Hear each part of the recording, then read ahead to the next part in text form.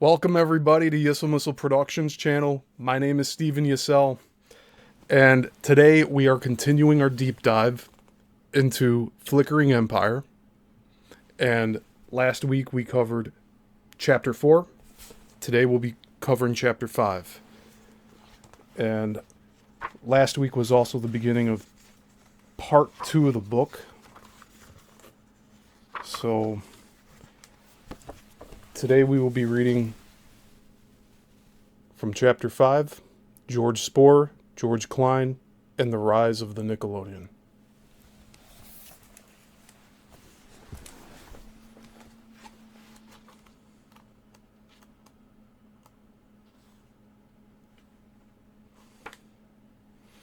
Okay. So I hope you're all doing well. Hope you had a good week. And if you do have time tomorrow, please stop by at 11. I'll be doing another live stream talking about updates of this channel. Thank you, Jason, by the way. I really appreciate that. I go and I click the Zoom microphone button on here so that it's on. And I clicked it right before, like right after I did the video. But I guess I missed the click, huh? We're all good, though. We are live. We are not in color. And we have a few things here first before we start off. This first clip is the Lumiere brothers, Chicago police officers walking down the city streets.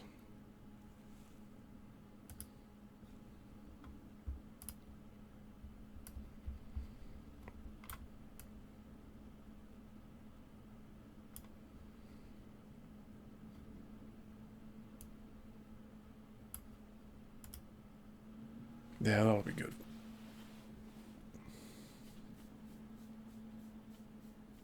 So there's this other YouTube channel that's also, I guess, an organization that archives a lot of historical film stock. And so, like, the Lumiere brothers is right up the alley, right? Well, I think part 3, when I showed clips of the Lumiere brothers, it triggered something on YouTube where this one channel is claiming that they own the wall knocking down clip. So that one clip I had going where it was all these dudes just knocking down one wall. Somebody's claiming to own it right now, and the people who made it have already been passed for over 70 years. So it has to be something else going on with that, but it doesn't really matter because ultimately I'll get the strike taken away. I didn't actually get a strike. I got hit with copyright over footage from this stuff here. This is really crazy, out of all things. But I wanted to get this out of the way since I missed showing this the last time. I'm not sure what street this was done on. And from what we read in the book, the cameraman that was sent out there by the Lumiere brothers, he ended up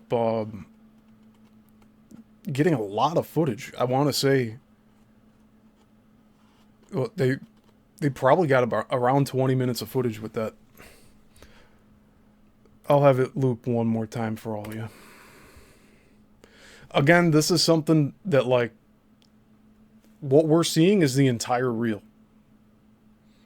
So this thing would run for 20, 30 seconds. They'd get the shot, and then that's it. And they'd have to swap out the reel and get it loaded in for the next shot.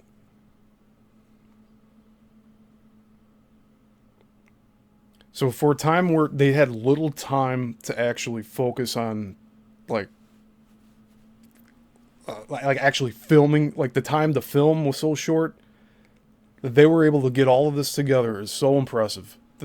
So they went out to the police department. They got the chief to get everybody. They just walked all day and did this whole thing like a whole afternoon or something.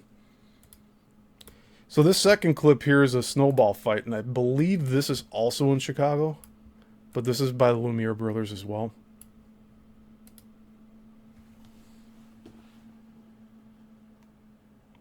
But it's so great. It's just, it shows people being real. Even if they knew that the camera was filming and they're like, "Ah, just go nuts." Like this is people having fun. And I remember seeing this for the first time several years ago. I think it was on Facebook or something. Because people go and they take these clips, they repost them on their accounts and stuff, so it gets spread around. But, yeah, this one in particular was really... I thought it was fun. So... These are my two clips I'm showing for today. I'll get more, but these were ones that we talked about, so I wanted to show them. And there's a lot more from that Lumiere brothers film, but we're not going to show everything. Maybe over time, during this deep dive, we'll show everything, but we'll pick and choose. We'll go by ear here.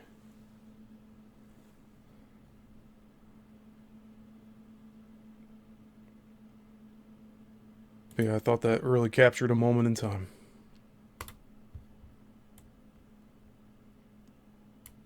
And now,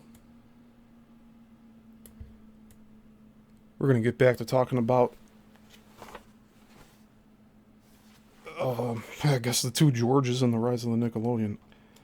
William Seelig was last chapter. He should be talked about in this one, but we'll see. Chapter 5. George Spoor, George Kleine, and the rise of the Nickelodeon. George Kirk Spoor, like William Seelig, had a theatrical background that made him a natural for the movie business. Spoor was an enterprising young man who, along with a friend, had leased and successfully managed the Phoenix Opera House in Waukegan, Illinois. Beginning in 1892, when he was barely 20 years old. I also want to make a point here to say that the suburbs of Chicago going north were very prominent for those that were either working in the city or spending most of their time in the city. I want to say if they had business or a job in the city, they were living in Evanston, Waukegan. I don't know if you want to include North Chicago. That's in the middle there somewhere. There's a North Chicago and a West Chicago. Like, that's a real thing. There's more than one Chicago here in Illinois. But these guys used to go and just live in the suburbs in these giant houses, and a lot of them are still there. And I know from the research I did on H.H. Holmes, A Mass Murderer of the World's Fair, 1893, he lived in Evanston, I believe. Or he had his wife and children living in Evanston. It was just all messed up because he had his murder house in the city, and that's a whole other show. Like, we'll probably talk about him at some point. If I do a deep dive on the World's Fair, we're going to talk about him. But as of now, it's like, Don't really need to mention him other than that, like, this murderer H.H. Holmes was around during the time all of this was happening. So these filmmakers might have even ran into H.H. Holmes for all we know. The dude was pretending to be a doctor or yeah, just like a physician.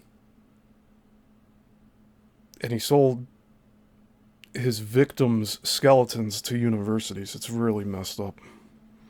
Like for skeleton studies, he'd sell a fully assembled skeleton of somebody that he murdered and pass it off as like, oh yeah, this is one that we got from so, like, they just make stuff up and then they'd sell it and make a lot of money. Very sick. But that's what happened in the 1890s here in Chicago. And there's a bunch of I got one book here on H.H. Holmes. Maybe we'll go through it on this channel because I met the author that wrote it. That's how I got the book.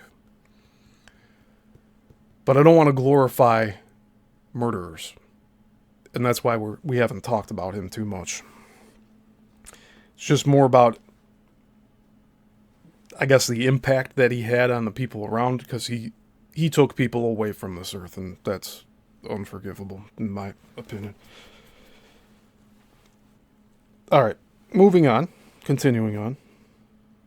Although his main business was running a newspaper stand in Chicago's Old Town neighborhood on the near north side, Spoor was a newly married man, and he had decided to manage the suburban opera house as a means of making extra income. His experience booking vaudeville and theatrical acts in Waukegan soon whetted his appetite for show business. Yeah, Jason. Yeah, Jason's saying Waukegan is a big court town. Yeah. I had a good friend of mine that used to live there, and he got involved with the local politics and all that, and then later on he flipped parties, but he was very active over there, and so the politics are really cooked in here in Illinois. So I'm not surprised that it's a court town. All right, continuing on. Some years later, Spoor met Edward Amet, a local inventor 10 years his senior who had been developing a motion picture projector in the workshop of his employer, the Chicago Recording Scale Company. Like many early film pioneers, Amet was inspired by seeking Edison's kinetoscope, an event that happened in 1894, and he was determined to invent a device that could show 35mm films like those being exhibited in the kinetoscope, but on a much larger scale. Perhaps Spoor told him he had the same idea after having his pocket picked in the kinetoscope parlor on State Street. We have a picture of George Spoor, so we are going to show that now. And there's a caption with it. It says, George Spoor and his most famous discovery, Gloria Swanson, revisiting S&A Studios in the early 1930s. And it says the photo is courtesy of the Chicago History Museum.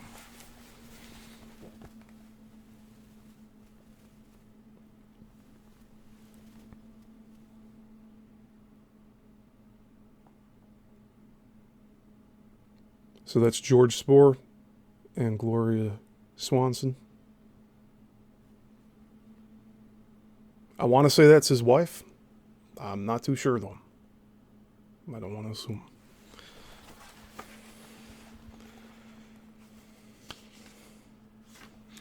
All right, continuing on. Once we get the slideshow back up. I keep forgetting to do the slideshow. We're all good here. We're all good. Okay. Amat had run out of funds for his experiments, but with Spoor's financial backing, which some sources claim was as little as $25, he successfully completed his projector. In their short-lived partnership, Amet was the creative one. Spoor took care of the business end. This would be the exact same role Spoor would play in his successful partnership with Gilbert Bronco Billy Anderson when they founded S&A together several years later. And we'll be talking about Bronco Billy next chapter. In interviews later in life, Spoor claimed that Ahmet's prototypical film projector was fully operational in late 1894, and that they used it to exhibit movies to paying audiences at the Phoenix Opera House during that time. So the very first 35mm projector was shown to an audience for the first time in Waukegan, Illinois in 1894.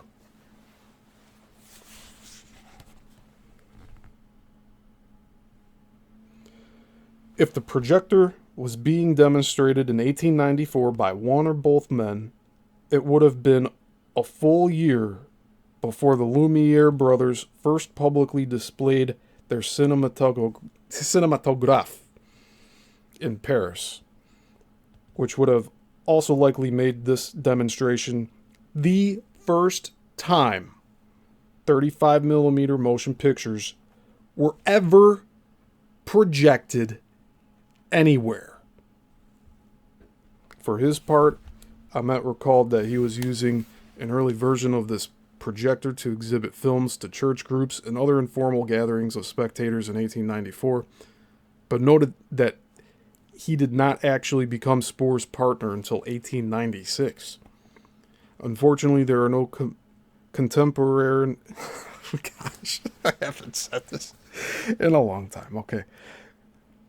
Contemporaneous newspaper articles or other, quote, smoking gun, unquote, evidence that can definitively establish that these 1894 exhibitions actually took place, though the town of Waukegan made a concerted effort in later decades to establish itself as the birthplace of movies. Even as early as 1897, in a sworn statement in the possession of the Lake County Discovery Museum. Lake County is just north of Cook County, where Chicago is. And Waukegan, I believe, I guess that is part of Lake County starts there. I could swear that Cook County is part of Waukegan, but I could be wrong. I haven't looked at the maps in a while. Ahmet stated that he had come up with the idea for the projector sometime in 1893, and that he had begun work in March 1896, and, quote, reduced the invention to practice in the early part of May 1896, end quote. Far more tantalizing, though, are the memories Ahmet recorded in the 1940s. In a hand-typed letter, although in the possession of the Lake County Discovery Museum, he states, quote, I conceived the idea of making the life-size motion picture in 1893. I made a small camera, which could also be used as a projecting machine, in the winter of 1893-1894. This I demonstrated to Mr. Leon Douglas and his backer, Mr. Charles Dickinson. They both said it would not be a success as a means of entertainment, and decided not to back the camera financially for me. I had a great deal of respect for their opinion and let the matters rest. About 3 months after showing the camera, I showed it to Mr. Henry S. Clark. After thinking it over a few days, Mr. Clark said, quote, if you say you can do it, the Electrical Advertising Scale Company will back you. End quote. I did not have a really marketable machine until August of 1895. The company started on a lot of 25 machines, which they thought was a large quantity. I put an advertisement in a theatrical newspaper, and we had a standing order with a cash deposit of $100 on more than 150 machines in 2 weeks. This machine was advertised as the Magniscope, Magni-SCOPE. During my experiments in making the Magniscope, I would give showings of pictures to Sunday school, church festivals, and to the public schools under the direction of Mr. John Bogatt, Bogatt, principal of Waukegan Schools. Our company had sold more than 250 machines before I ever met George K. Spoor. He had nothing to do with the conception or development of my Magnoscope motion picture machine. I met George K. Spoor in the spring of 1896. End quote.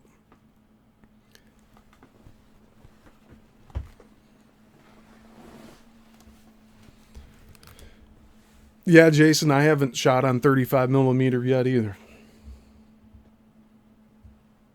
Although I projected a Blu-ray from a 4K red camera, first gen red camera.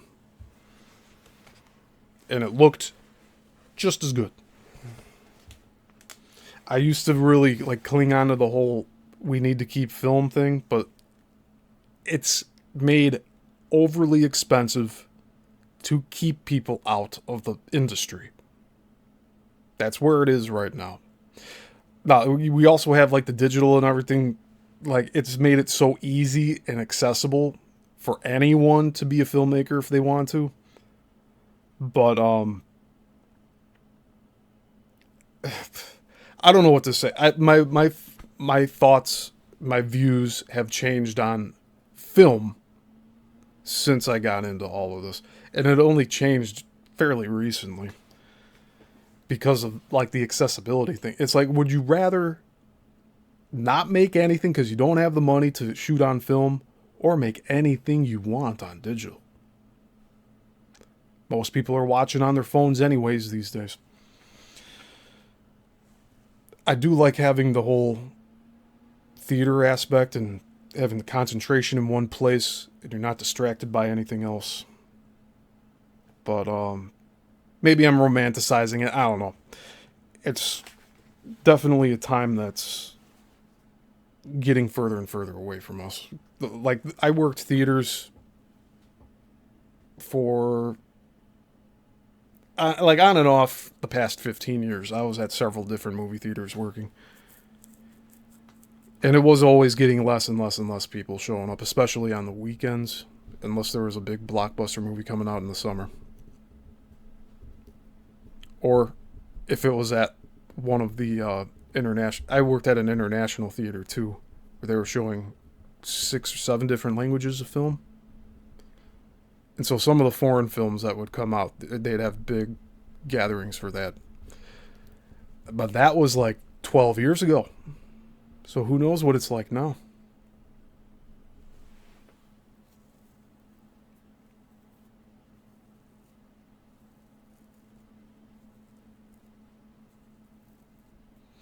Jason, you mean 16 millimeter?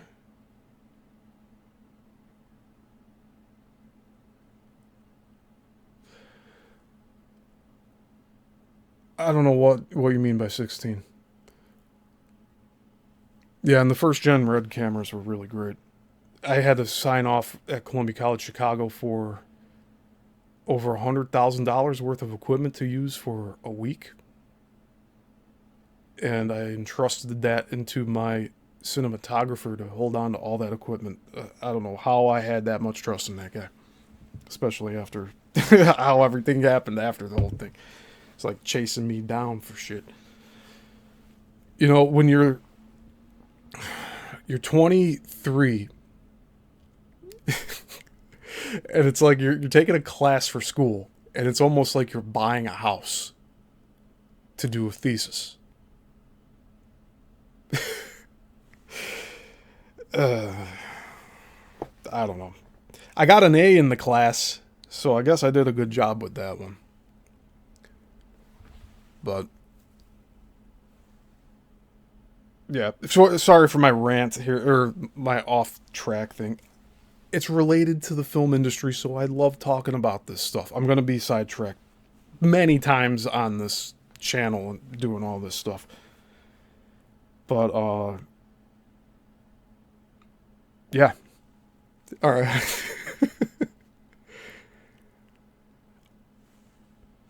Oh, you got to hold the lens, Jason? Yeah, the lens is a... You take film out of the equation, like the actual film stock being expensive. The next most expensive thing, or probably the most expensive thing, are the lenses. The way the lenses are made and how the light enters the camera. I think that's the most important part and how you get your final look.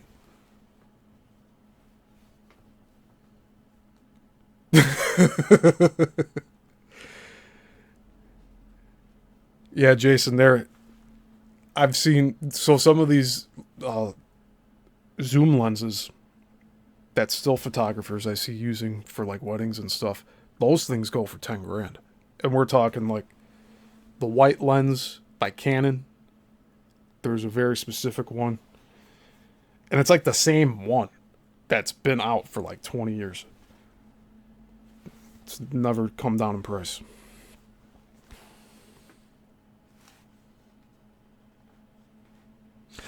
All right, let's continue with the book here. We're going to get through this chapter today. I'm not cutting it short. We're getting through the entire chapter. Continuing on. Oh, Jason says that lens was $80,000. Yeah, you could get a Cybertruck with it all tricked out, or a Gladiator. I'd prefer a Gladiator over a Cybertruck. Yeah, 80 grand for a lens. This is what you're talking about with these feature film cameras and these major studios. All right, continuing on. Elsewhere in the letter, Ahmet notes that the first pictures he took with his 1893 camera were of a horse-drawn milk wagon going down the street after a snowstorm. Quote, "The photography was excellent, and their blank was lots of motion." It says sick. And their sick was lots of motion. Motion in all directions. The horse trotted okay, but the picture danced all over the wall. In late 1895, Ahmet built his, quote, laboratory, end quote, a 2-story wooden building at 421 North Avenue in Waukegan. Local papers would eventually call it, with little hyperbole, the world's first film studio. Unfortunately, the city ordered the building torn down in 1965. Bastards. I really despise all of these, I don't know, leaders in charge that are just tearing down all of our buildings. Please stop it. We've all had enough of it. Local motion picture shows were certainly popular by 1897, though attendees seemed more impressed by simply seeing pictures move than they were by the specific subjects on display. So the audiences were just amazed they were seeing moving pictures. They didn't care what they were watching. Could have watched like someone drinking some water, and they'd be amazed that they're seeing video. Moving pictures.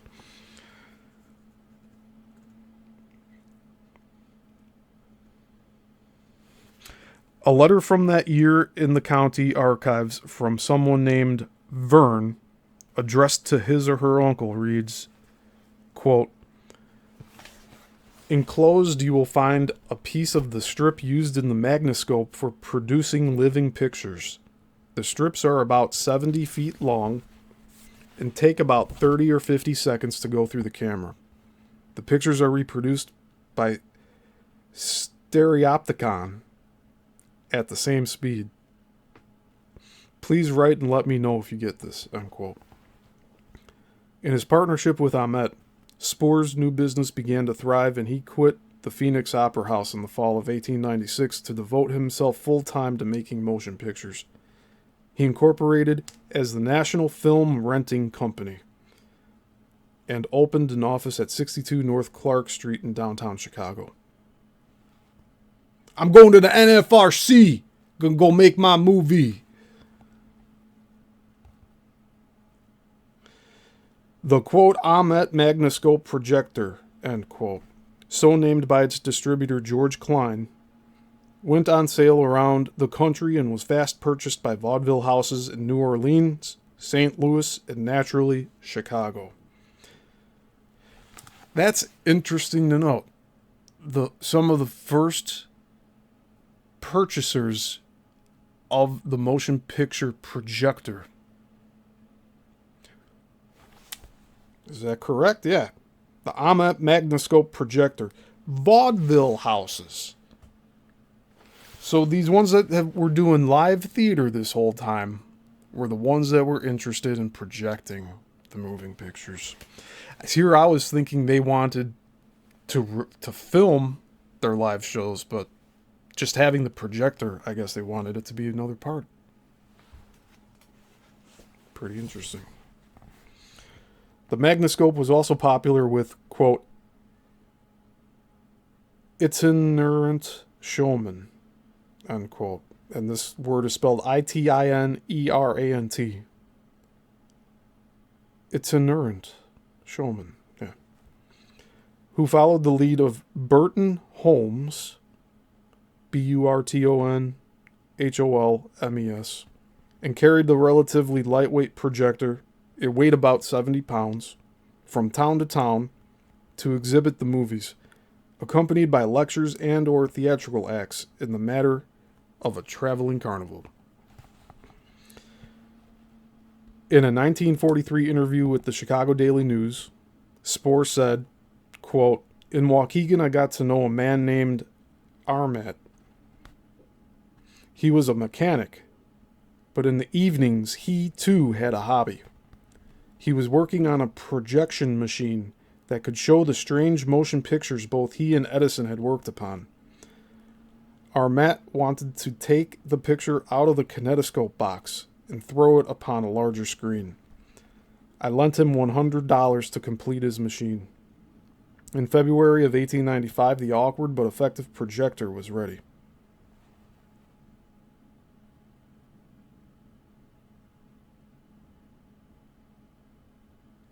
Yeah, so again, this is Spoor speaking about this. So Spoor gave Armat $100 to complete the projector. The first screen projection was in a factory in Waukegan. From 1897 until 1902, we had to work out our problems of production as well as promoting Armat's projector.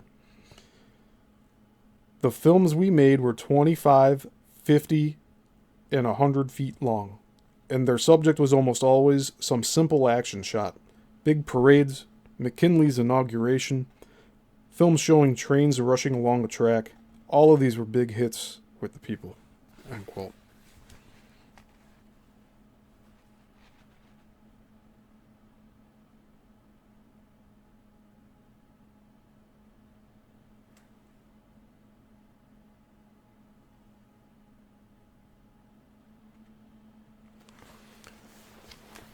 Sorry, Jason. So you're asking if how much would that be in today's dollars? Let's see if we can find that out. Lend you $100 in 1896. Let's see here.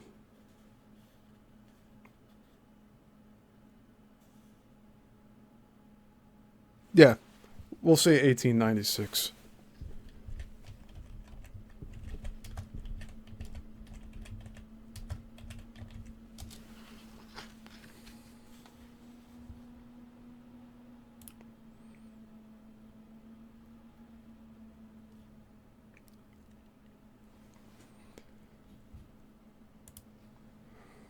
How would I look this up? Fiat dollar 1896.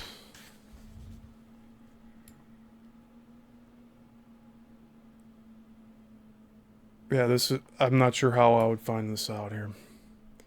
Okay, here. No, actually, Google's showing me it. It says the value of $100 in 1896 is equivalent to $3,807.13 today.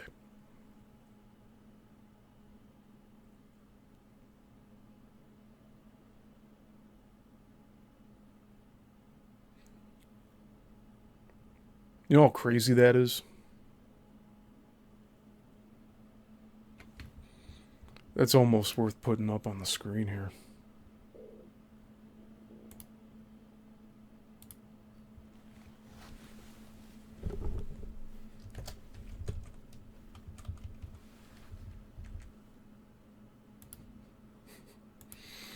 Let's see if I'll get this going here. 100 in 1896. 3,800. What was it? 807.13 cents. Gotta add that 13 cents in.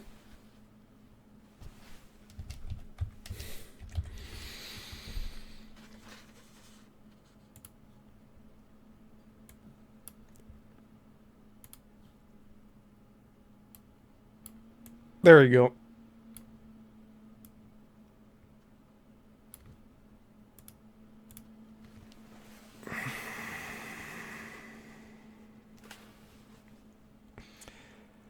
I lent him $100 to complete his machine. This dude just lent $4,000 to have this dude finish what he was doing.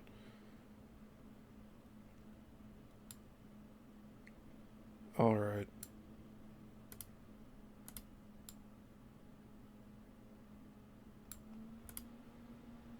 Let's continue on, shall we? I just thought that was interesting.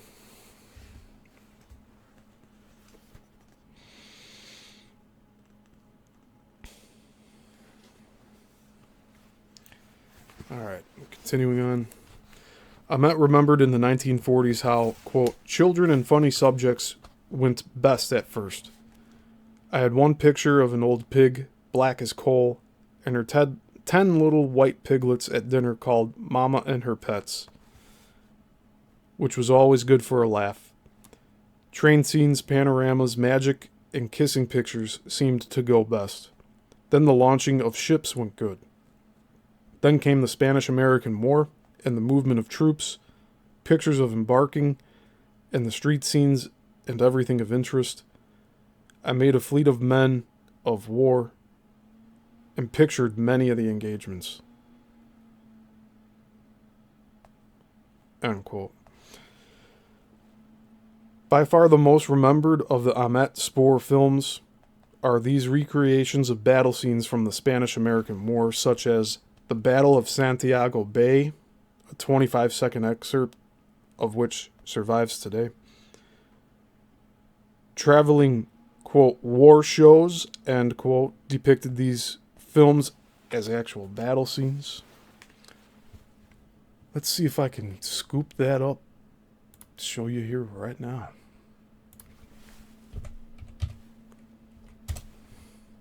So they recreated war scenes. I wonder if they tried to pass it off as actual footage. Now, I also know during the Civil War, when it was still just photographers, they would, what do you call it? They'd fix up the shots that they were trying to get. So instead of being just in the moment taking pictures, they were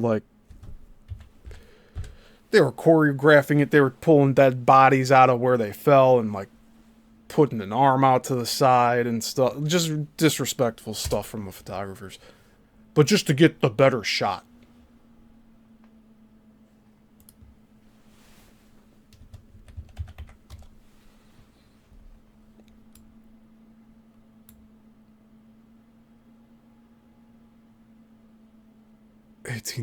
So 1898. There should only be 100.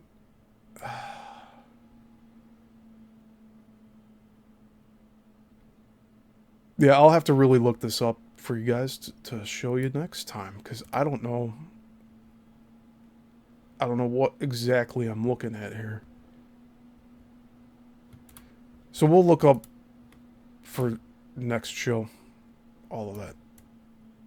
Sound good? Sounds good to me.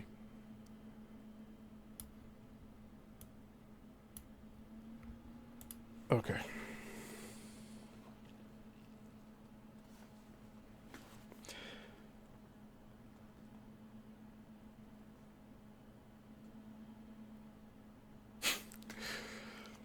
You know, it's funny. I read and then, like, I ask questions about what I just read, and the answer was already in here. Don't mind me. Traveling, quote, war shows, end quote, depicted these films as actual battle scenes.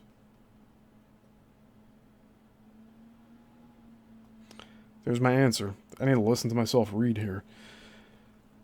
Alright. Ahmet noted in the 1940s that the, quote, the public never questioned the authenticity of the pictures. The several scenes produced great applause. The Spanish government purchased 2 complete sets of the naval engagements to use in the court-martial of Geneva. End quote. Man, that's some real messed up stuff right there. Fake war footage bought by other countries to then use in prosecution. It's all propaganda. And that was happening right at the birth of film here. Remembering this remarkable event in 1943, Spoor said, quote, the films were a sensation. Why, at the end of the war, the Spanish government used our pictures of their fleet running the blockade at the harbor at Santiago as evidence in the trial of the admiral who was held responsible for that disastrous defeat. He was acquitted, but we never knew whether the Spaniards thought those were newsreel pictures or they were paying us a compliment for authentic research. That's real shady stuff right there.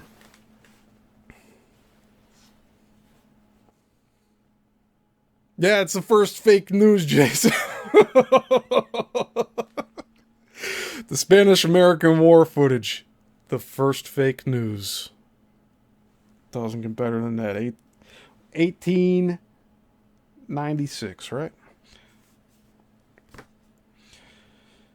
For the era, the Ahmet Spoor Spanish-American war films were not only the first of their kind, but also the best. The, quote, miniature, end quote, ships Ahmet constructed were actually quite large. 3¼ by 5¼ feet in length, or 1/70th the scale of actual ships. So one scale of 1/70.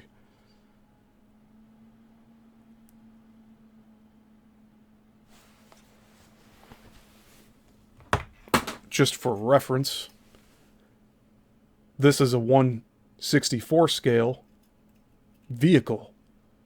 So imagine a 1/70, which would be a little smaller in scale. A 1/70 scale sized ship. So it'd be pretty big. Probably cover a whole table if they made a fleet of ships.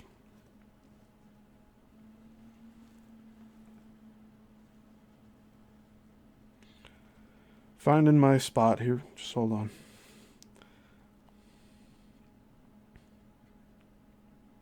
Yeah, so they were 1/70th in scale and constructed of sheet metal. The ships were photographed in a water tank 18 by 24 feet in length. Arduous feats of engineering were required to create the illusion of real naval battles. According to Lake County historian Diana Duretsky, quote, the models were constructed with firing gun turrets and smoking stacks and flags. The gunfire was replicated with blasting caps and gunpowder and camphor-soaked cotton wadding, which was electronically ignited and provided smoke for the ship's smokestacks. All of those effects were controlled from an electrical switchboard off-camera. Additionally, waves were created by underwater jets and a large fan off-camera. They went all out with this stuff. By contrast, J. Stewart Blackton's more famous New York shot remake of The Battle of Santiago Bay used tiny wooden ships in a tub and featured cigarette smoke blown in from off-camera by an assistant. Quote, if Ahmet saw this film, Duretsky speculated, quote, he probably rolled his eyes and laughed, end quote. In any event, the end result of Ahmet's meticulously made pseudo documentaries was so convincing to audiences at the time that he was invited to screen his, quote, war movies, end quote, at the opening of the new naval station in Great Lakes, Illinois, more than a decade later. So 10 years go by. Nobody speaks up about this being propaganda. And the Navy's even coming up to him 10 years later, like, yo, hey, can you come here and we show the footage you got from the wars? And he carried on, not correcting them. Like, I have a lot of questions here. Today, Ahmet's impressive model of the USS Olympia. Oh, God. Here we go with the ships again. Tune in on Thursdays, everyone. I'm doing Bermuda Triangle shows, and we're talking ships over there. And a digital transfer of the Battle of Santiago Bay are both on permanent display at Lake County Discovery Museum in Wakanda, Illinois. So you can see these actual models of the ships that he used in these films in Wakanda at Lake County Discovery Museum. It's pretty cool. With regard to these productions on which his cousin Billy assisted, Ahmet noted, quote, we had some laughs. One of the funny happenings was when my great St. Bernard dog got loose just as we were making a picture. The firing made him angry, and he broke down the door of the room we had him in for safety. Rushed out growling like mad, jumped into the tank, grabbed one of the Spanish fleet ships and shook it to pieces. Another time Billy dropped the ship when he got a drop of solder on his arm, Riley noting that, quote, I would drop it for half a drop. No pension in this Navy.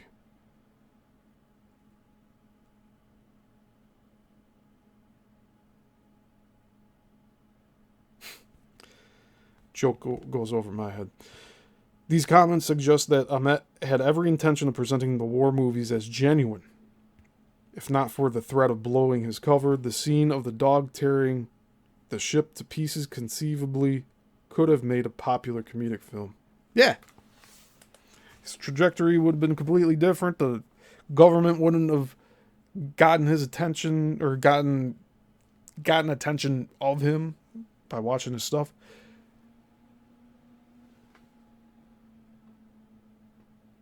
Oh, you got something to talk about tomorrow, Jason?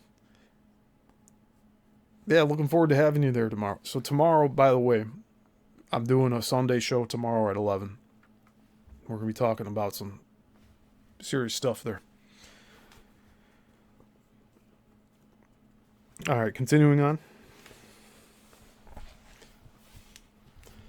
In addition to their Spanish-American war movies, Spoor and Ahmet had also filmed real actualities, beginning with modest subjects with titles such as Chicago Fire Department Runs and Mama's Pets, the film of the piglets suckling on their mother that Ahmet had misremembered as Mama and Her Pets.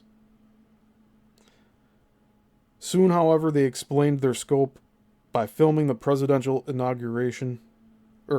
Soon, however, they expanded their scope by filming the presidential inauguration of William McKinley in 1897, which became a hit because of its famous subject. Indeed, it was one of the first known instances of a movie's being advertised explicitly on the basis of its content rather than on the novelty of showing that pictures could move. That's an interesting note.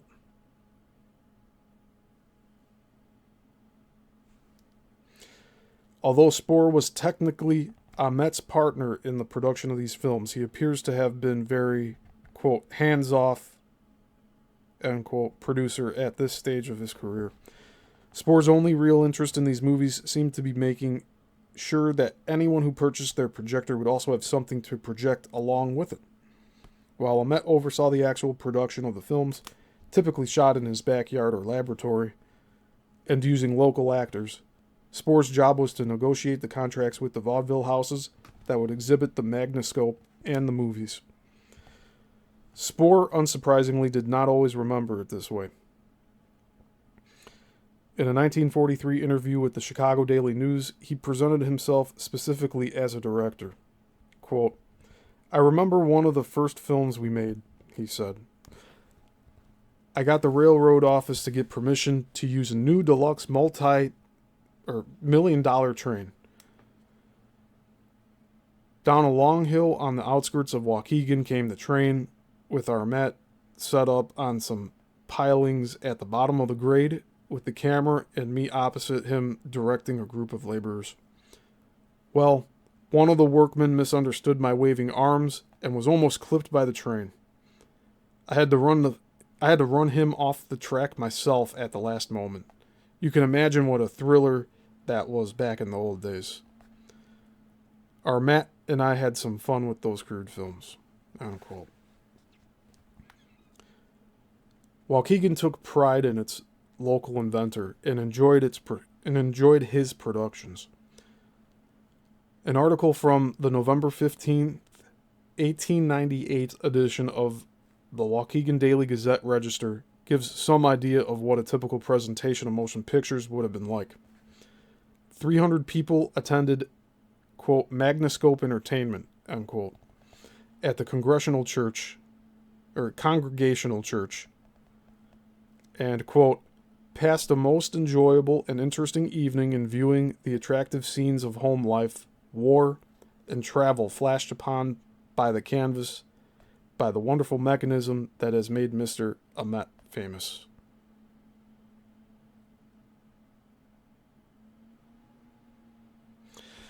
So there's actually two names here. There's Armat and Amet. ARMAT and AMET. And I wonder if if they're talking about the same person. I kind of missed that part. Maybe this guy's calling him Armat, but he means Amet.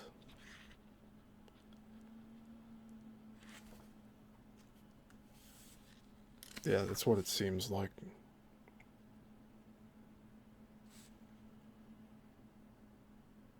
Yeah.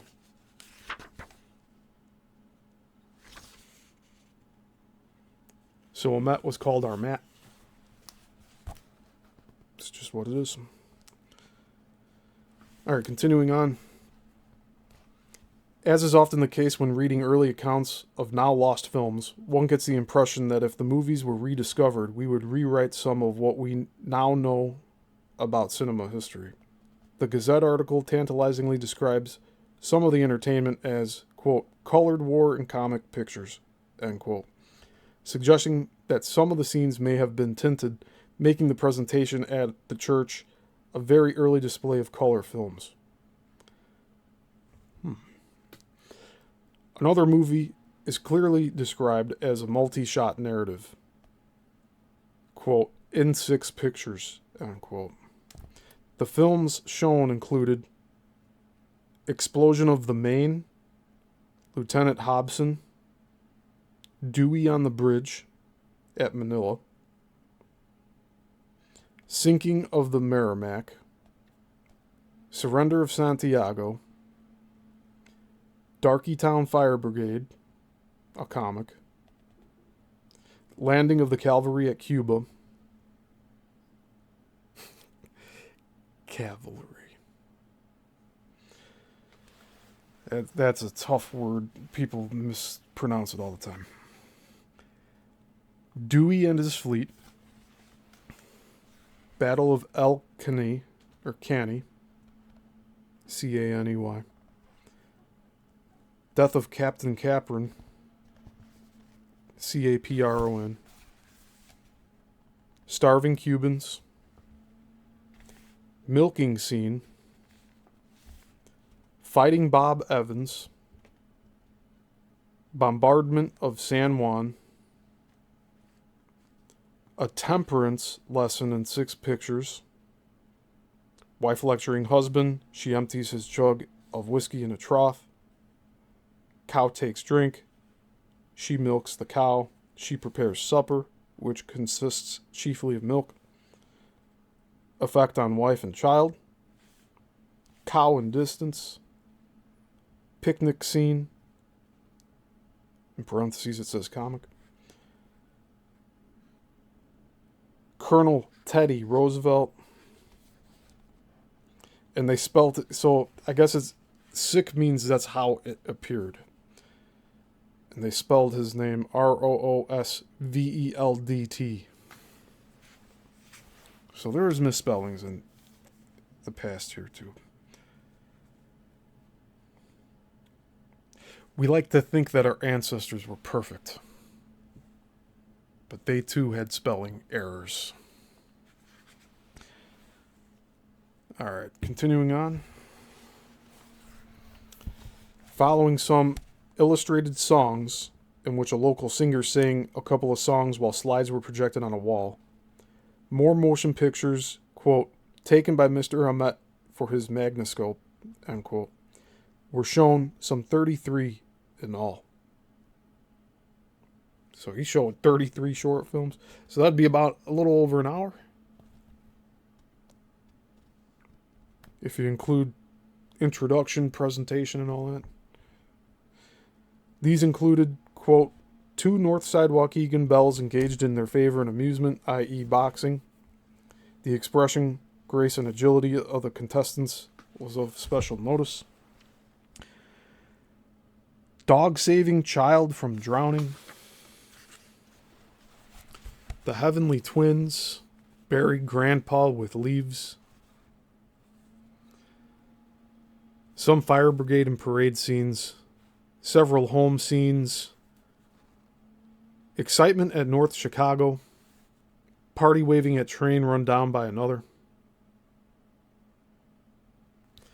One man supposedly killed. So I guess that was a whole thing. So this is quote. Excitement at North Chicago. Party waving at train run down by another. One man supposedly killed. And I guess that was the name of it. Accident at nutting party. Society gentlemen's trousers suffer irreparable injury. Dr. Killern's busy day. Comic. And other various scenes from around town. By the account of the paper, the individual films were shown to great applause. The boxing women picture survived until at least the early 1950s, when it was a popular exhibit at the Lake County Museum of History. In 1951, one of the stars, Bessie Dunn, then 81 years old, remembered the shooting of the film. Quote, Edward Hamet asked Isabel Spoor and me to come to his house so he could take our pictures. He was our town inventor. Back in those days, he was fooling around with something new, a movie camera. We thought he would take a nice portrait of us, but when we got there, he announced, Here are some boxing gloves. Put them on and go to it. Neither one of them had actually boxed before, or even seen a prize fight, but they went at it as directed. Quote, We whipped those long skirts out of the way, and we had a fine old time, end quote, Bessie recalled. Both women thought the film would be something that only Hamet ever saw, and Bessie was initially horrified when the movie was exhibited, but then decided that it was, quote, to the good of Waukegan, end quote. As late as 1909, Bessie later claimed an usher at a theater in Spokane, Washington, recognized her from the film.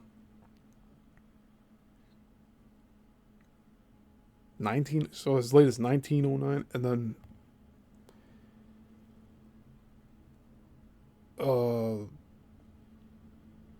didn't say when exactly they shot that, though.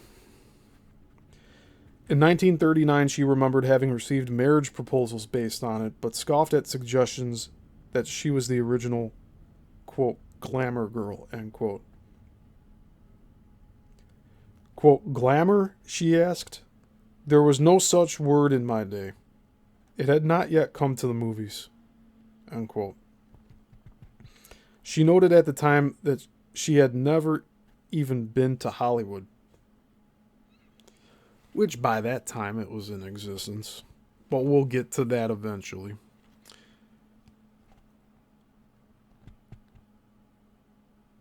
My timeline for this so far. We're in the early 1890s. We're in the late 1910s. We're getting some anecdotes about this time from 30 to 50 years later. So we're getting these accounts in here from the 1940s, 1950s by the people who acted in these films back in the 1890s and 1900s. Reason I say this is Hollywood did not exist at that time. And we will go over the creation of Hollywood and how that all came about, because it really irks me a bit when you find out exactly why it came into existence.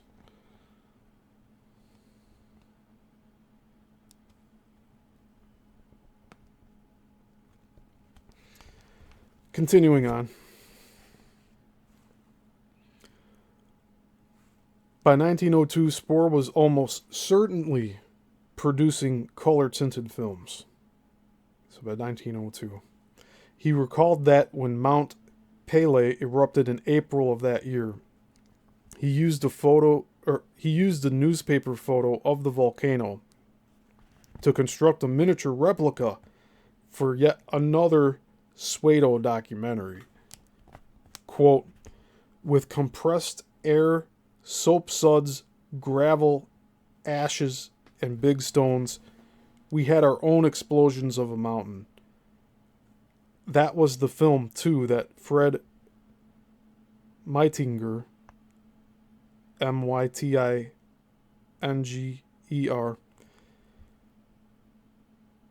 who had an office in the McVickers Theater building, colored for us. He had 20 girls, and they worked 4 weeks coloring our eruption of Mount Pelée. End quote. Whether Spoor was still with Ahmet at this time, though, is in doubt. Some sources state that the two went their separate ways in 1898. According to a speech given by Spoor at the Waukegan Chamber of Commerce in 1944, he was annoyed when Ahmet sold most of his equipment to the Philadelphia company of Williams, Brown, and Earl in 1900. They turned around and sold it to Thomas Edison. Holy shit. Bessie Dunn said that it was in 1900 that Ahmet decided there was, quote, no future, end quote, in movies. And other sources make similar claims about his comments at the time, sometimes portraying him as a short-sighted fool who did not realize the lucrative future of the medium. The truth, more likely, is that he simply preferred inventing to making movies.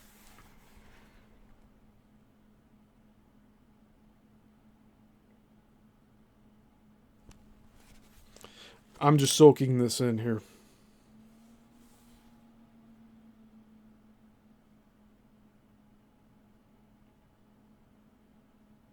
Spoor.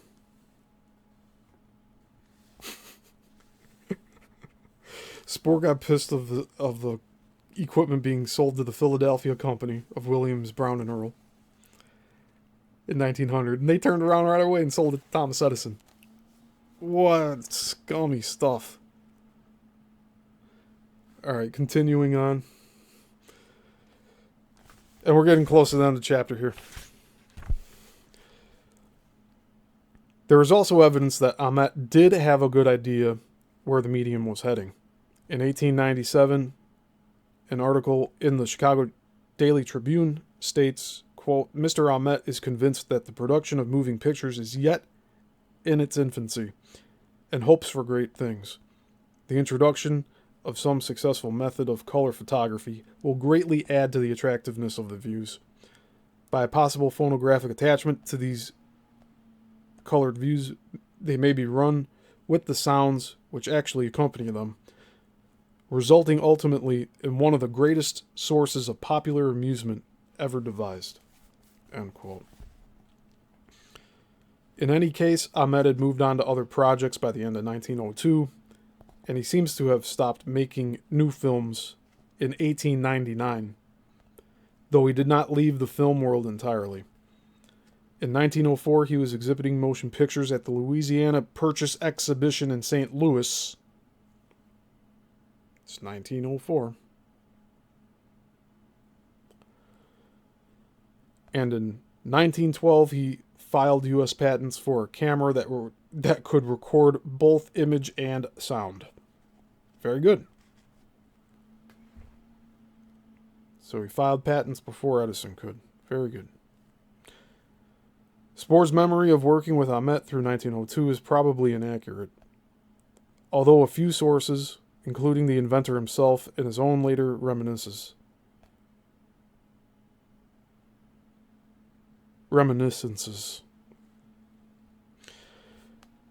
give 1902 as the date when Ahmet sold his film equipment. 1900 seems more likely the date. Certainly, Spoor was making plans to move forward and improve the state of the art of motion pictures without Ahmet well before 1902. In the fall of 1897, Spoor had enlisted Don J. Bell and Albert Howell, founders of the future motion picture equipment giant Bell and Howell, to make a new projector that he christened the Kinodrome. Kinodrome.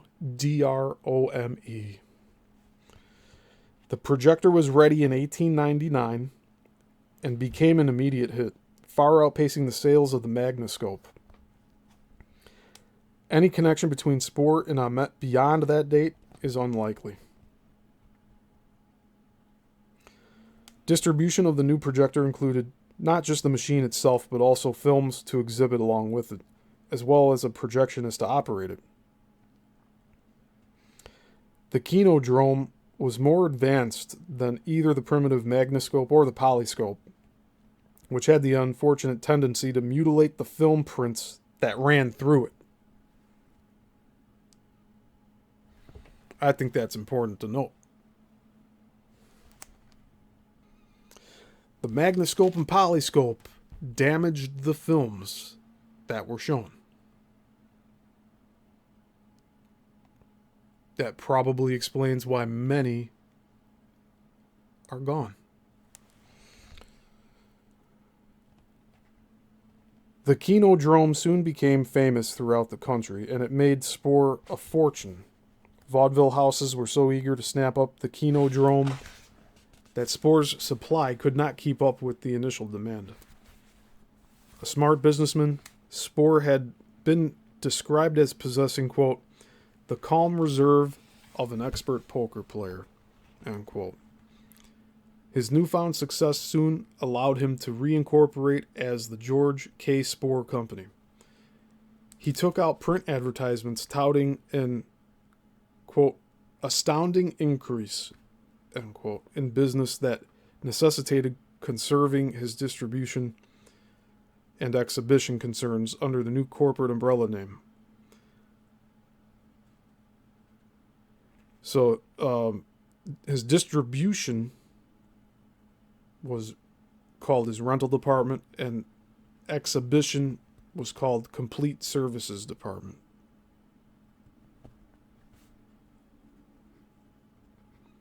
Although on his own, Spoor was not particularly interested in the production of movies at this time, he still needed films to distribute with the Kinodrome. The films he acquired were mostly pirated, quote, dupes, end quote, of European movies that he purchased from a New York importer, and, ironically, considered the litigation that lay ahead, Thomas Edison. I'm going to reread that one more time. The films he acquired were mostly pirated dupes of European movies that he purchased from a New York importer, and, ironically, considering the litigation that lay ahead, Thomas Edison. So he purchased pirated dupes from Thomas Edison. That's what I can gather from that. Although Edison may still have regarded motion pictures primarily as a novelty, the films he continued to make were still proof of concept films, such as one in which he presented to be at work in his lab. He appears to have been alone in understanding the importance of copyrighting motion pictures. Edison had also jumped on the Spanish-American War actuality bandwagon in 1898, copywriting more than 100 such films over the next 2 years. By contrast, most other filmmakers of the day, including Spoor, Ahmet, and Selig, never bothered to copyright any of their late 19th century productions. Because the vast majority of their films have been lost, it is difficult to know exactly how prolific these early filmmakers were. Their filmographies in reference books and in online databases are all woefully incomplete. And that's probably one of the biggest shames of this industry, is that the pioneers that got us to where we are today, we can't appreciate their full scope of their work because it's been lost. The issues of intellectual property and copyright law in the motion picture industry at the turn of the 20th century were as complex and thorny then as they are in the early 21st.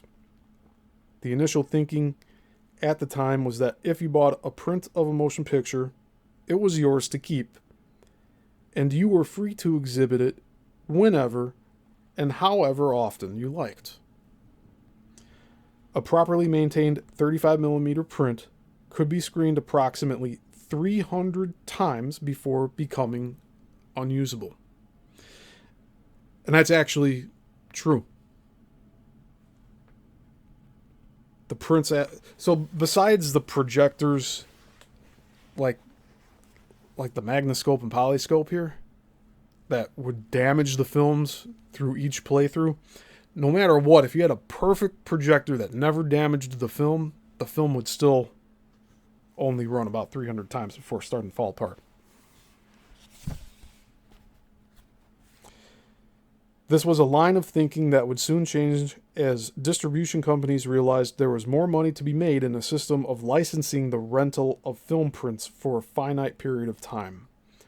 Although he had gone into the motion picture business mainly as a distributor, George Spoor would soon shift his energies into production, ceding the distribution duties to his colleague George Kleine, who soon established himself as the undisputed king of film distribution in the United States.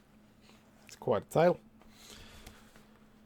The story of the George Spoor-Edward Ahmet relationship is a good illustration of how, in the film industry of the late 19th century, the divisions between artist and inventor, scientist and businessman, producer and distributor were often blurred. If you were in the business of making movies at the time, you probably also sold them, along with projectors to exhibit them. In the following years, the lines between production, distribution, and exhibition would become more clearly drawn. The most important development in the film distribution business in the early 20th century was in the founding of, quote, film exchanges, end quote. These companies were so named because they specialized in renting or trading film prints exclusively, i.e., without the projection equipment to go along with them.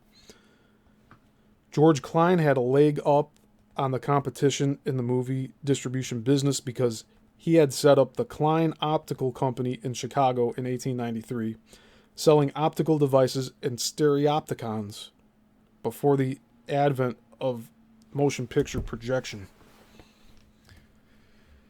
And you might be asking, what's a stereopticon? Because I've already mentioned it once here. It's definitely not a transformer, I'll tell you that.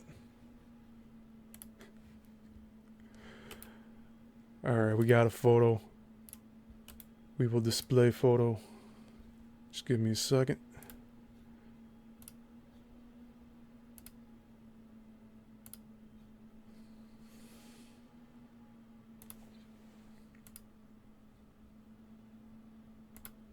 Just so we have a visual here. This is the stereopticon.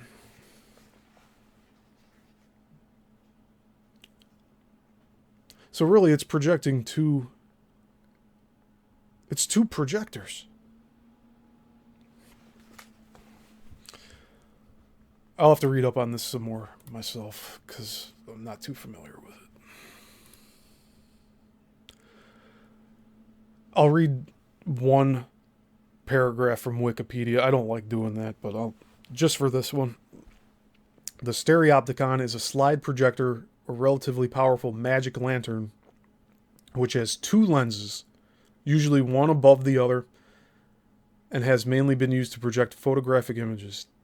These devices date back to the mid-19th century yet, and they were a popular form of entertainment and education before the advent of moving pictures. Magic lanterns originally used rather weak light sources like candles or oil lamps that produced projections that were just large and strong enough to entertain small groups of people. During the 19th century, stronger light sources like limelight became available. There's where your term "in the limelight" comes up. So this actually dates back even further than the time period we're talking about. This says here, for the dissolving views lantern shows that were popularized by Henry Langdon Child since the late 1830s, lanternists needed to be able to project two aligned pictures in the same spot on a screen, gradually dimming a first picture while revealing a second one. This could be done with two lanterns, but soon biunal lanterns with two objectives placed one above the other became common. So I'm still trying to figure out how this machine would work.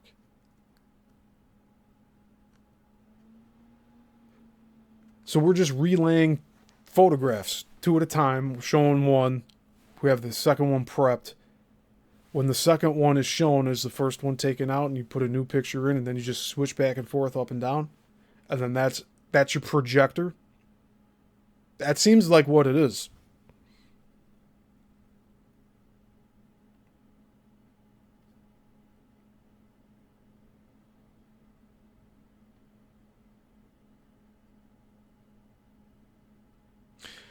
And so, one other distinction here. This is, in fact, a stereopticon, but it's not to be confused with the stereoscope, which is a device with two images for each eye, and you put it over your face like VR, and then you get that 3D image that way. That's a stereoscope. Sometimes you even they had like a little handle to hold it, but the things are heavy. There's one at the Niles Museum here. I'm sure if you ask about it, they'll be able to show you. It's on the 3rd floor. Just ask them if you ever go there.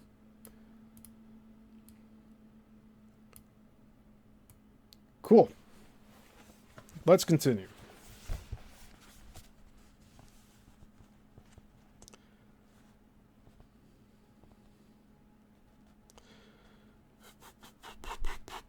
Okay. I'm just going to reread this. In 1896, the company began selling filmmaking equipment, and in 1901 it became the main selling agent not only for local Chicago filmmakers, but for Biograph and Edison as well. Among the Edison films that Kleine distributed were pirated dupes of European films. In 1903, the French company Pathé Frères, not sure how to say that. I'm going to spell it out for you. It's two words. Pathéfrères. The leading film studio in Europe successfully curtailed the bootlegging of their films by opening offices in New York and overseeing their own distribution in the United States. That's the way to do it. Beginning in 1904, Kleine began distributing films directly from Path on a regular basis, much to Edison's dismay. Yeah, because Edison was buying the pirated movies. And the import of European films would remain Kleine's bread and butter until he retired, a wealthy man in the late 1920s. So I just want to mention about Edison again here. We're dealing with someone who was obviously very hurt by others stealing his work, and he got so bitter about it, he just went around and took the work of all other filmmakers after that. It's what it sure sounds like to me. That he got so bitter from being duped himself that he went to go dupe everyone else just to make a quick buck. So that's how he viewed most of this stuff, it seems here. But I still give Edison a lot of praise and credit for what he does after all of this. And we'll get into that soon. Not today, but we will get into that soon. The deal with Path led to a serious falling out between Edison and Kleine. Kleine had been responsible for a whopping 30% of Edison's film sales in 1903, but Edison was willing to sever all business ties over what he saw as Kleine's betrayal. You don't work for me anymore? I cut you. What would you call that? That's almost a psychopathic tendency right there. He's going to cut off his own leg to spite his arm. On October 1st, 1904, Edison revoked the special discount he had given Kleine since their exclusivity agreement in 1899, and then he quickly established his own Chicago offices under the management of John Hardin, the former head of Montgomery Ward's optical department. This is all stuff I had no clue about, but here we're learning today about it. Kleine countered by first firing off a letter addressed to his, quote, good customers, end quote, that explained the rift. He then publicly denounced Edison's piracy in a print ad that began, quote, there are various kinds of dupes. The dictionary describes one kind as a, quote, victim of deception, end quote. And concluded, quote, in no case will dupes be delivered to our customers when the original can be obtained. In some instances, the originals can be purchased at the same prices as the dupes. In others, at a slightly advanced price. Kleine would resume distribution of Edison's films in 1908 with the advent of the Motion Picture Patents Company, but Edison would never again be his primary client. In fact, Kleine would look increasingly to European filmmakers from whom he could directly import. Soon there were more than 15 film exchanges operating in Chicago, which controlled an astounding 80%, 80, of the nationwide distribution market.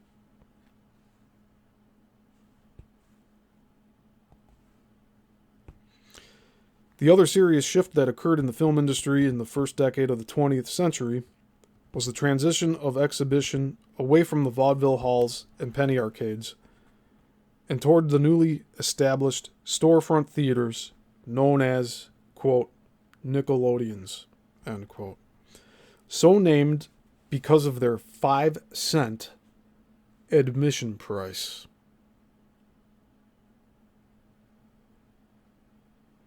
I guess Dime-Odeon wouldn't roll off the tongue as well either, huh? Odeon means theater. For those of you that don't know that. As it became increasingly obvious that the movies were more than a passing fad, enterprising exhibitors began opening theaters in metropolitan centers, most of which were converted storefronts, exclusively for the purpose of showcasing motion pictures. Once again, Chicago would be at the forefront of this new phenomenon. Carl Laemmle, spelt Laemmle, was a hard-working 39-year-old German immigrant who owned a successful clothing store in Milwaukee and became involved in the movie business by chance after a business trip to Chicago in 1906. Tired of the clothing business, is it Laemmle? Carl Laemmle? That's what it sounds like. Lamley originally ventured to the second city with the purpose of investing in a chain of 5 and 10 cent stores. So that's all dashed. 5 and 10 cent. It's all dashed. Those are the dollar stores. They used to have nickel stores. Now we have $5 stores. Got 5 below. It's soon going to be $10 stores, right? If we don't get rid of the fiat.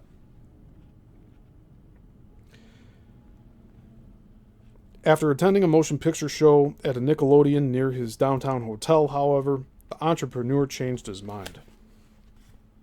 In an unpublished manuscript written in 1927, Lamley colorfully described his excitement at seeing movies in a theater for the very first time more than 20 years earlier. Quote, "Not only was every seat occupied, but the right and left sides were jammed with standing patrons. The rear was also filled, and after waiting 10 minutes, the duration of the performance, at which time people trickled out, I was finally able to secure a seat." End quote. Lamley estimated there were 500 people in attendance at his first picture show. Only 1 month later, Lamley opened his own Nickelodeon in Chicago, a 214-seat theater on Milwaukee Avenue that he painted white and named rather unimaginatively the White Front Theater.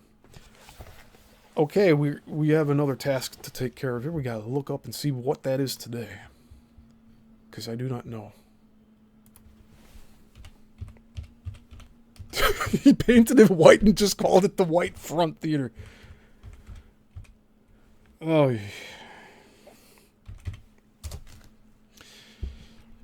it's like you have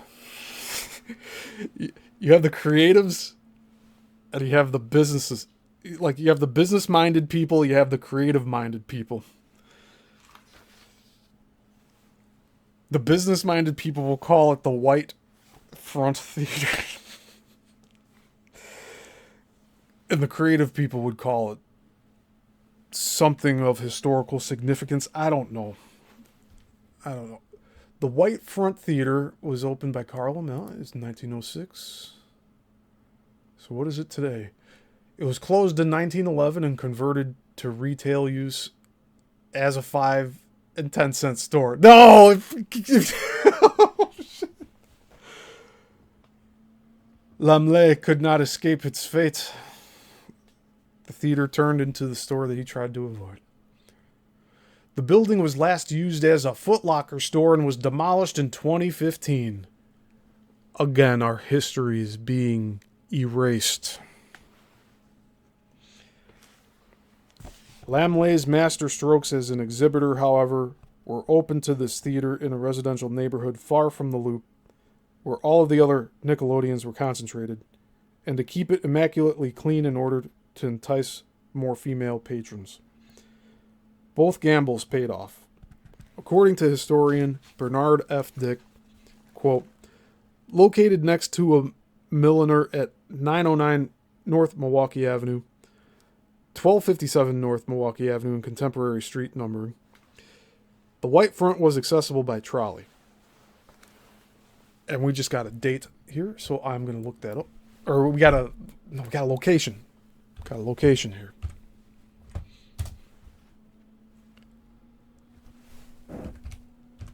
Milwaukee Avenue is literally a walk down the street from where I am right here.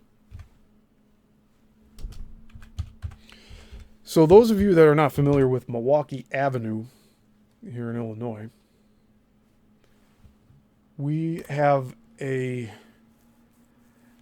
diagonal street that runs. Here, let me get this screen share going.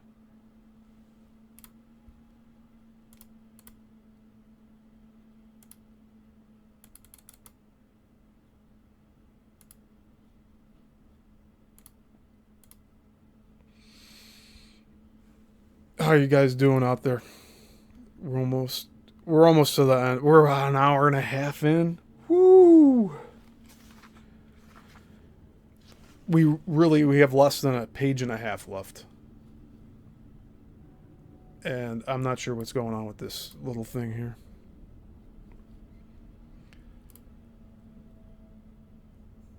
Window. I want to capture the window, not that. All right. Perfect. So here we have Milwaukee Avenue.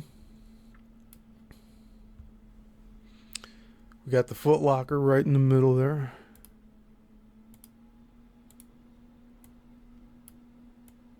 Oh, Milwaukee and Ashland. All right. And let's look at the front of this theater.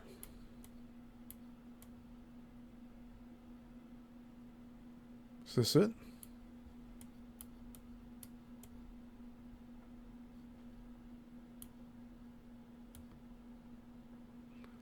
That's looking to Ashland. Okay. This says Shoes Center. It's 1255. So it's probably this one right here. 57 right here.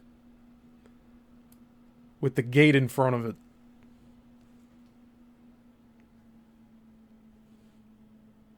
So it said it was... Did it say it was demolished?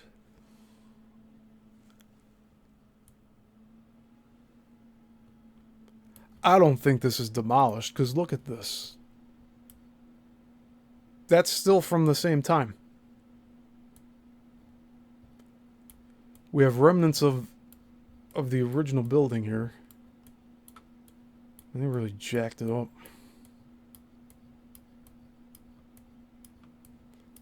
So this one was probably it. 1257. Yeah, that's it. Surprisingly, it's still here on Google. So this was the little 217... Maybe this whole building. I want to say this whole building, because these numbers were named later. I want to say this whole building here that you're seeing, this square, that is the 909 North Milwaukee. And that's before they changed all the numbers. And I don't know why they changed the numbers. That's going to be something to look into another day. Oh, wow. So there was the White Front Theater. That's where it used to be. Continuing on in the book here. Since Saturday was a shopping day, Carl thought that by mid-afternoon shoppers might want a diversion before returning home. And with sundown so early, observant Jews would drop in later. The gimmick worked. When the doors closed, Carl had taken in $200. Not bad considering the price of admission. Yeah, 5 cents. He made $200 by the end of the day. Thereafter, man, you had 2,000 people there? 10 shows. 2,000 people? If it was all packed. Thereafter, the White Front operated on a regular morning through evening schedule, which meant the difference between 1,400 paid admissions on February 24th and 4,000 the next day. So I'll reread that here.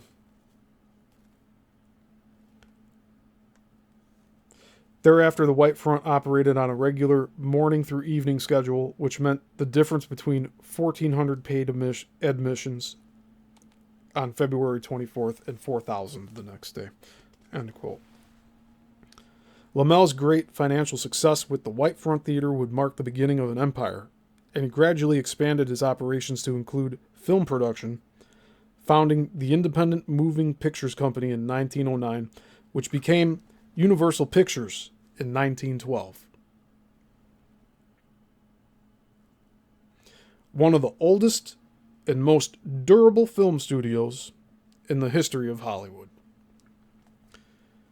The boy Lammel hired to play piano at the White Front Theater, Sam Katz, with his partners, the Balaban brothers, went on to build some of Chicago's greatest movie palaces, including the Uptown Theater and the Chicago Theater, both of which still stand.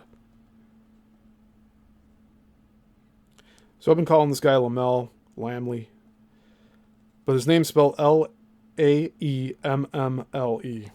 He's French, so I can't pronounce it correctly. And then the piano player that he hired, Sam Katz, with his partners, the Balaban brothers. They made the Uptown Theater and the Chicago Theater. Amazing stuff, because those are still around. And then we have a picture of Carl, so we're going to show that right now.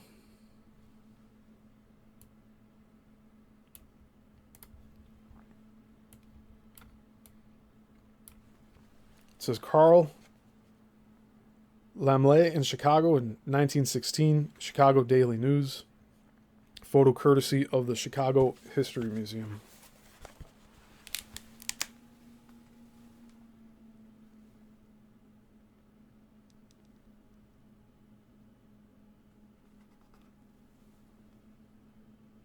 There we go.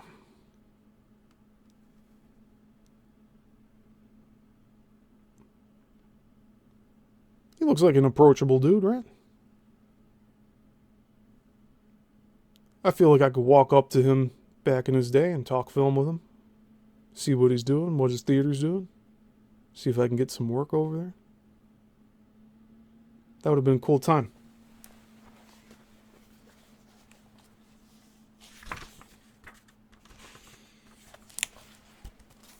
One more page left.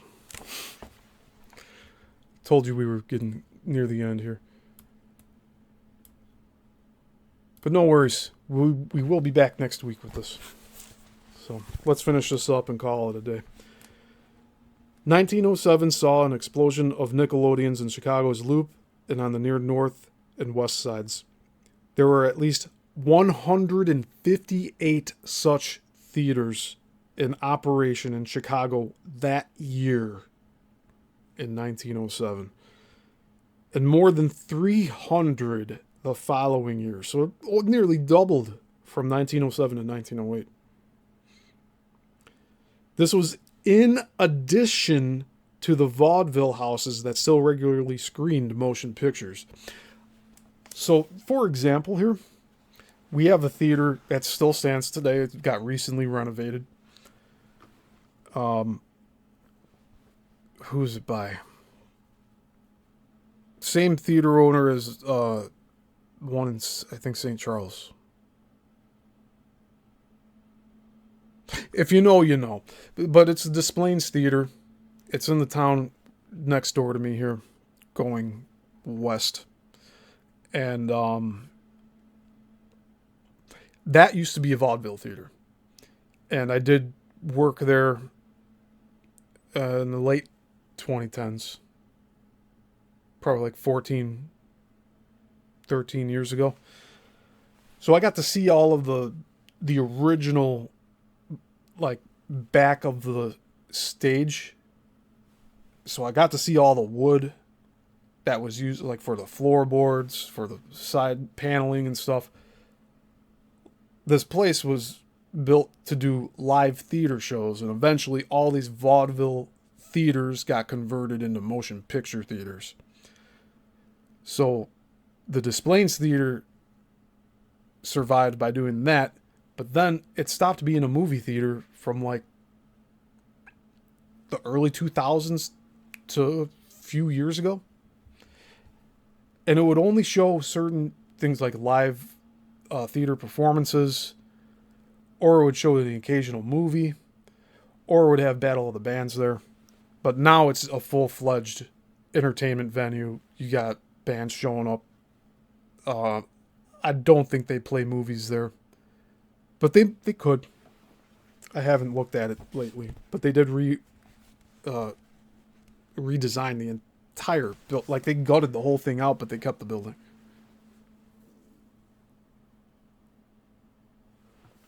Honesty. There you go. Thank you. That's my mama. Thank you, Mom. Ron Onesti. So yeah, Ron Onesti from St. Charles. He owns a theater in St. Charles. He bought the one in Desplaines, fixed it up, and now it's running just as good as the other ones around here.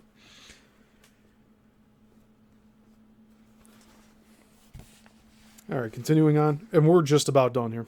We're in the last two paragraphs. Film historian Lauren Rabinovitz earthily describes the city's early Nickelodeon scene. Quote, there were nickel storefront theaters along State Street to the south, the Vice District known as Whiskey Row, and strung out on Halsted to the west in neighborhoods that were filled with storefront brothels, penny arcades, dime museums, wine rooms, and saloons.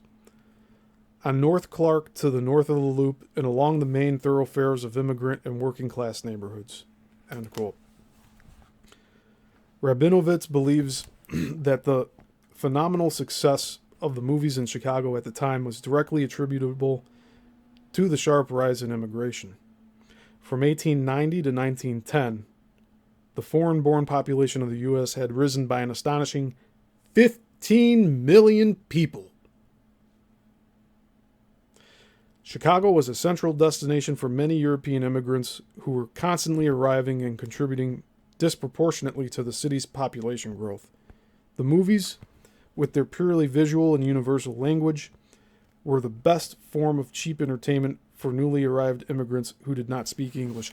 That's a very good thing to point out. Something to distinct here is that motion pictures were so universally accepted because there was no sound and therefore no language barrier. So everyone could watch these silent movies and be enjoyed or get enjoyment from them because all they had to do was watch the interaction of the people on the screen and understand what's going on without any language. I think that's pretty cool. All right, final paragraph for today, and then we will wrap this show up. With the proliferation of film exchanges and Nickelodeons, Chicago had distinguished itself as the most important city in the United States for film distribution and exhibition. You couldn't get your films moved around the world, and you couldn't show them to anyone unless you came to Chicago to find the people to help you to do it. This success would prove a boon to local producers. The Chicago filmmakers grew increasingly confident and ambitious. In 1907, George Spoor teamed with Gilbert Anderson to form the formidable S&A Studios. The same year saw William Selig considerably expand the scope of his own production empire. When both studios agreed to join Thomas Edison's trust, it seemed as though they would have a monopoly on film production in the Midwest. For the next several years, Chicago would be America's filmmaking capital. This golden age would be short-lived, however. No sooner were the owners of the Chicago movie studios granted a glimpse of paradise than they found the gates of heaven being slammed shut in their faces for good. Now that's an odd visual. Why would that happen? Guess we'll have to find out next week when we go and read about Gilbert Bronco Billy Anderson in Chapter 6. So that is where we will end today's show. Man, we're learning a lot. We're learning a whole bunch about Edison here. I like the prominence of Selig in this book that we're reading. And then the two Georges today and the Nickelodeons. I think that's excellent. So we're getting through it. Again, if you want to pick this book up, here's the title. And again, I believe I got this either on eBay or Amazon. But Amazon, you could find it on paperback for, I believe, like $25. And this is the hardcover. Amazon has it for $80 in the hardcover. But I don't believe I paid that much when it first came out. So, all right, everybody. This is it. This is the end of part 5. So, thank you all for being here. be sure to tune in tomorrow. And the rest of the week, I have my deep dives going on Tuesdays and Thursdays. Coral Castle and Bermuda Triangle. We got today's shows every Saturday at 11. And tomorrow's show about me and this channel. Be sure to tune in tomorrow on that. And same time, 11:05, I'll go live. And we are going to be talking about some serious stuff tomorrow. So get ready. We're going to have a little bit of a crowd here too. Because I'm making sure some people see what I have to say. Because I got a lot to say tomorrow. All right? So until the next one, class dismissed.